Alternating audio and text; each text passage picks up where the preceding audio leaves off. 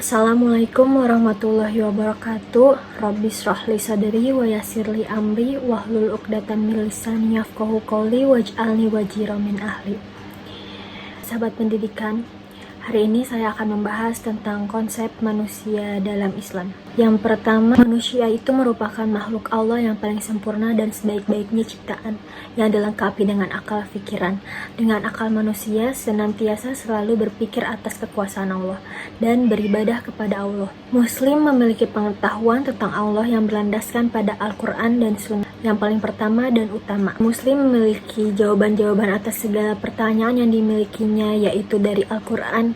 Dengan mempercayai Allah Subhanahu wa Ta'ala, maka manusia akan berjalan dengan tenang tanpa mengkhawatirkan apapun. Konsep Islam selalu dihubungkan dengan sifat psikologis atau spiritual manusia sebagai makhluk yang berpikir, diberi ilmu, dan memikul amanah. Insan adalah makhluk yang menjadi dan terus bergerak maju ke arah kesempurnaan. Manusia dalam Islam terdiri dari dua substansi, yaitu jasad dan ruh. Jasad atau jisim adalah suatu zat dalam diri manusia yang terdiri dari fisik. Fisik manusia lebih sempurna dibanding dengan fisik-fisik makhluk lainnya. Setiap makhluk memiliki unsur yang sama, yakni terbuat dari unsur tanah, api, udara, dan air. Keempat unsur tersebut merupakan zat yang disebut abiotik atau mati. Ia akan hidup jika diberi energi kehidupan yang bersifat fisik, tahaqqoh al-jismiyah. Energi kehidupan ini biasanya disebut dengan nyawa. Karena nyawa hidup, dengan nyawa inilah jasad manusia dapat bernafas. Yang kedua adalah ruh, yang dimana psikis manusia menjadi esensi kehidupannya. Sebagai ahli menyebut ruh sebagai badan halus dan substansi sederhana jauhar basit, dan ada substansi ruhani jauhar ruhani. Ruh yang menjadi pembeda antara esensi manusia dengan esensi makhluk lainnya. Ruh berbeda dengan spirit dalam terminologi psikologi, sebab term ruh memiliki arti jauhar substance, sedang spirit lebih bersifat arad accidents. Al-Ghazali membagi ruh dalam dua pengertian. Pertama, ruh yang bersifat jasmani merupakan bagian dari tubuh manusia, yaitu zat yang amat halus bersumber dari relung hati atau jantung yang menjadi pusat semua urat pembuluh darah yang mampu menjadikan manusia hidup dan bergerak serta merasakan berbagai rasa. Ruh ini dapat diibaratkan sebuah lampu yang mampu menerangi setiap sudut ruangan atau organ tubuh. Ruh sering pula diistilahkan dengan nafs atau nyawa. Kedua, ruh yang bersifat rohani yang merupakan bagian dari rohani manusia yang sifatnya halus dan goib. Ruh ini memberikan kemampuan kepada manusia mengenal dirinya sendiri, mengenal Tuhannya, dan memperoleh serta menguasai ilmu yang bermacam-macam. Ruh pula menyebabkan manusia berperi kemanusiaan dan berakhlak sehingga menjadikan berbeda dengan makhluk lainnya atau berbeda dengan binatang.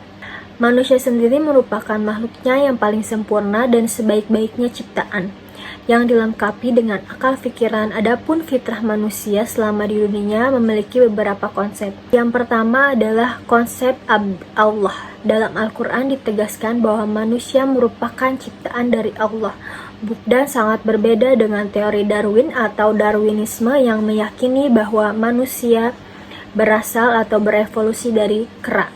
Penciptaan manusia terdapat dalam Quran surat Az-Zariyat ayat 56. Bismillahirrahmanirrahim. Wa ma khalaqal jinna wal insa illa liya'budun. Dengan artinya, tidaklah aku menciptakan jin dan manusia kecuali untuk beribadah kepadaku. Ab atau abdi berada dalam kedudukan yang paling rendah. Ia menjadi milik dan hamba tuannya atau Allah. Di antara sikap seorang hamba yang harus diperlihatkan kepada tuannya adalah sikap tunduk, sikap patuh, sikap taat, semuanya tanpa pamrih. Sikap seperti ini menjadi indikator utama dalam penilaian Tuhan atau Allah terhadap hambanya. Apakah ia termasuk seorang hamba yang taat dan setia atau sebaliknya merupakan hamba yang menentang. Manusia sebagai hamba Allah yang diciptakan tidak memiliki kekuasaan sedikit pun, maka tugas Allah menyembah kepada Allah dan senantiasa berserah diri atas segala keputusan Allah. Beribadah kepada Allah sendiri juga dapat dikatakan termasuk hablum minallah atau hubungan baik antara hamba kepada Allah.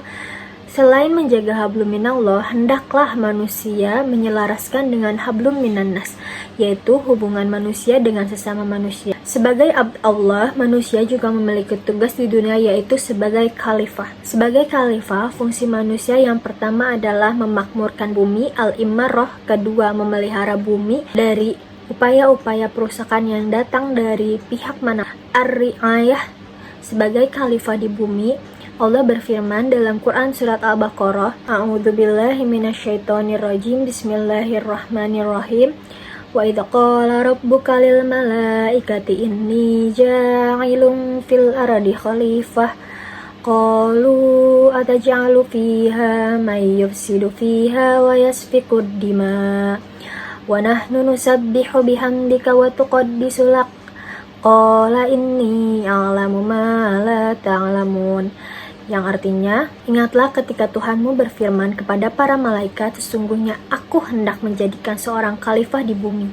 Mereka berkata, mengapa engkau hendak menjadikan khalifah di bumi itu orang yang akan membuat kerusakan padanya dan menumpahkan darah, padahal kami senantiasa bertasbih dan memuji engkau dan mensucikan engkau.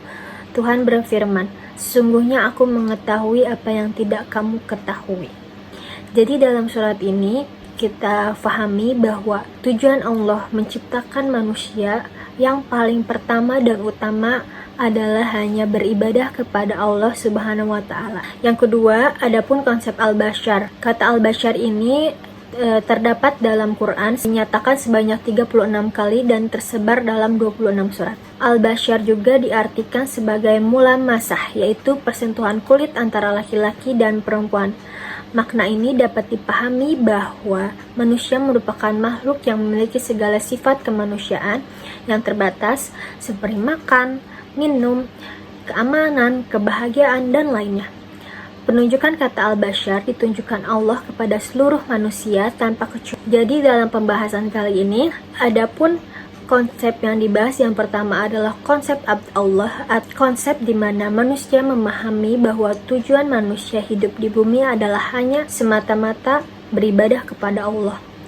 Yang kedua adalah konsep al-bashar. Dalam kata al-bashar itu berarti kulit. Perbedaannya bahwa manusia disebut bashar karena terlihat jelas, berbeda dengan binatang yang kulitnya tidak tampak karena tertutup bulu. Bashar sendiri diartikan juga sebagai ciri utama manusia, yaitu makan, minum, merasakan sakit.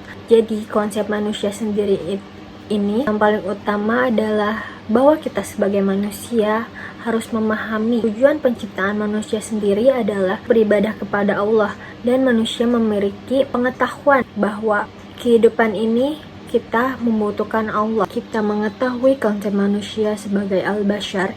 Kita memahami dan mengingat bahwa kita hanyalah makhluk yang lemah, tidak memiliki kekuasaan. Hendaklah kita hanya menembah diri dan menyembah kepada Allah dan berserah diri hanya kepada Allah. Kurang lebihnya mohon maaf. Wassalamualaikum warahmatullahi wabarakatuh.